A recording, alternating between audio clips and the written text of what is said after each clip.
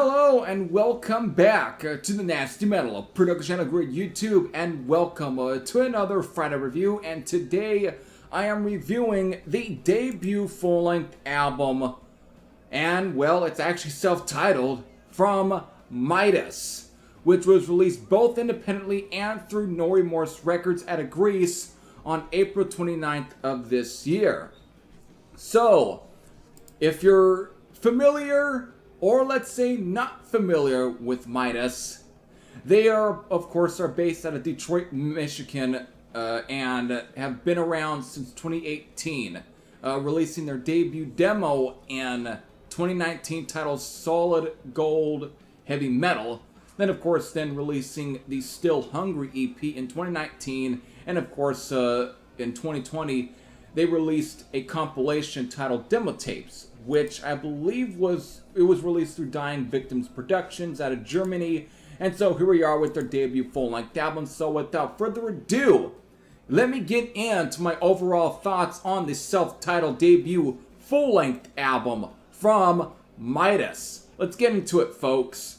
Okay, so before I really get into any of my, overall thoughts on this particular album, you know what I have to do? I have to do a track listing rundown so I can tell you folks where are the songs are on this album, how many songs are on this album, and what's the time length for this album. And since we have at least about 8 songs here, it all clocks in at the length of 33 minutes and 15 seconds. So it's pretty short, but I'll get into my overall thoughts on why I don't think that was a complete bad thing in my overall opinion.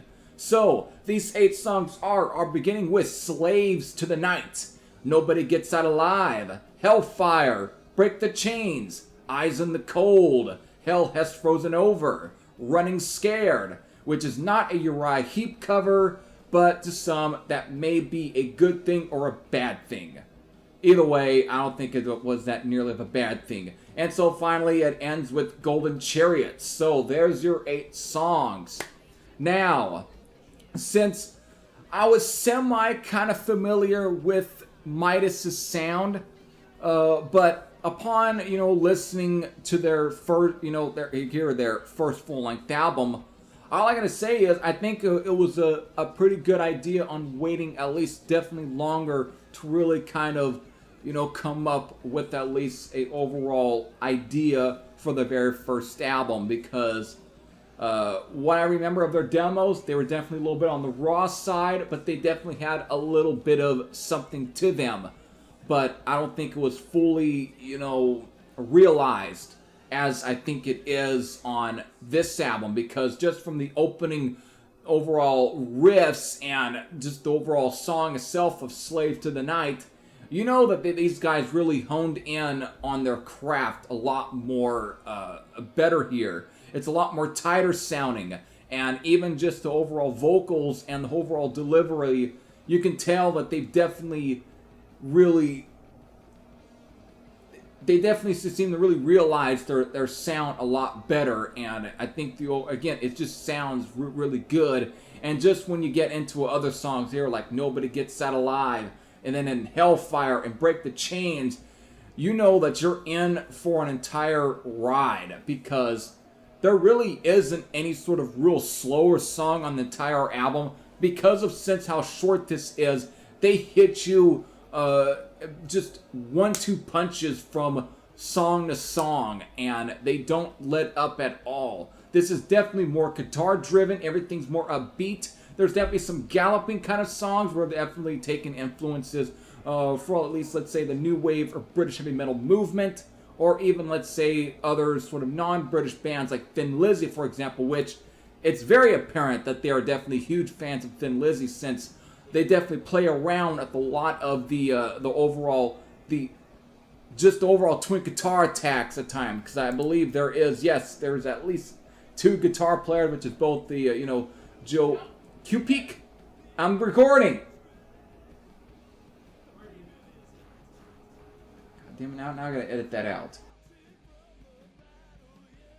Joe Cupic and Casey Orion are both, of course, the guitar players on the album, and they definitely provide a lot of that twin guitar attack that you would come to at least expect from at least that sort of classic Thin Lizzy sound, and they definitely seem to really play around with that. I mean, I can make some comparisons to Haunt here from Fresno, California, but there's definitely a little bit of that sort of sound going on, and it really is just a lot more guitar driven, and everything's at least got a hook to them. They're very catchy kind of songs. I mean, just listen to at least Nobody Gets Out Alive, Hellfire, and Break the Chains, and don't tell me that you don't come back with at least maybe with the choruses ringing in your head through at least the entire day, or maybe even in your sleep while probably humming these songs, because of they are definitely straight up earworm kind of songs.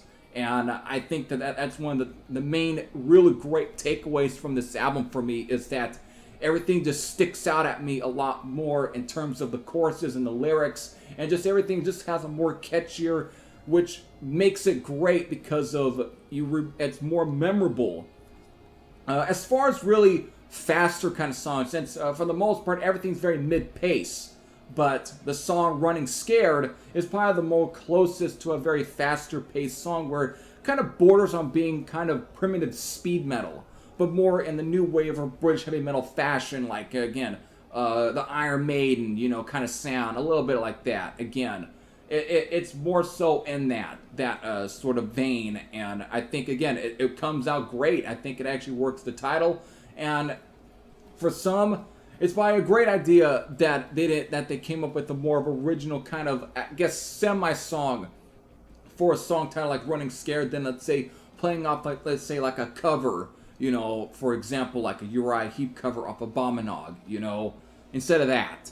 So I think it works a lot more in their favor here, and again, it's just great. Really, I can't fault anything on this album because of everything's at least great. I mean, probably the song Hell Is Frozen Over might be the closest to a more slightly mid-paced song and a more slower. Eyes in the Cold, I think, kind of comes off a little bit heavy load-ish, which is kind of very kind of cool in a way, because again, I'm a fan of heavy load, and it reminds me of something that you would have heard, I'll say, off of like Stronger Than Evil. But definitely, again, they play around with their influences, but not to the point where I think where it kind of deprives them of their own identity, but they definitely seem to create at least something that is a lot more memorable here than I think they did in their earlier days, which is why I say it was a good idea on waiting a little bit more longer to really kind of hone down these songs and really kind of take time to really perfect them before you really get into a studio and actually record these songs and release them for everyone else to have an even more better impression. Because again, that's what you're supposed to do, is release albums to give people a pretty good impression in order to want to at least get people to come see you and care about you in a way, which is always good. Again, it's like promotion in many ways, but for the greater best. Again, because it's art. It's an art form.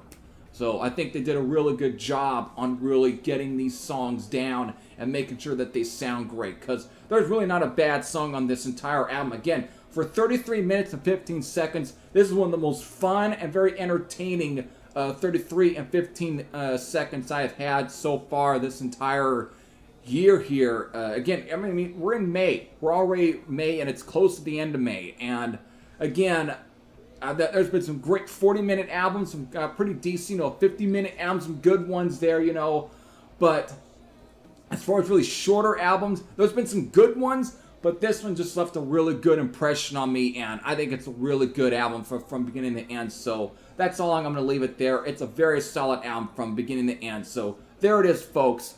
That's my overall honest thoughts on the self-titled debut full-length album from Midas, and my rating is a 9.95 out of 10. I mean, just the highlights I've written down, which again, Nobody Gets It Alive, Hellfire, Break the Chains, Running Scared, and Eyes in the Cold. These are the songs that really stick out to me, that really kind of make the rating for me. I mean, the production, the mixing, the recording, everything about this sound is good to me. Again, good to my ears, and I think it's probably going to be good to your ears, which is why I recommend checking this album out. I'm going to leave you at least a link to their Bandcamp page, and maybe, of course, to No Remorse, wherever you can at least can get this album, listen to this album, because again, it's probably also on the new wave of traditional heavy metal, full albums on YouTube. So wherever you can at least listen to this one, and wherever you can buy this album physically, maybe support these guys if they ever come to your town. If they come to here or Fresno, I will definitely go out and see them. So I'm definitely I'm becoming a pretty good fan of these guys. I think you should too. So I recommend this album from Midas if you haven't heard it. If you have, you can leave your thoughts in the comment section below, whether it be positive or negative. Leave them in the comment section. So with that, I hope all of you enjoyed. This is Heavy Thrasher saying I'm out, and I'll see you all later. Take care, everyone.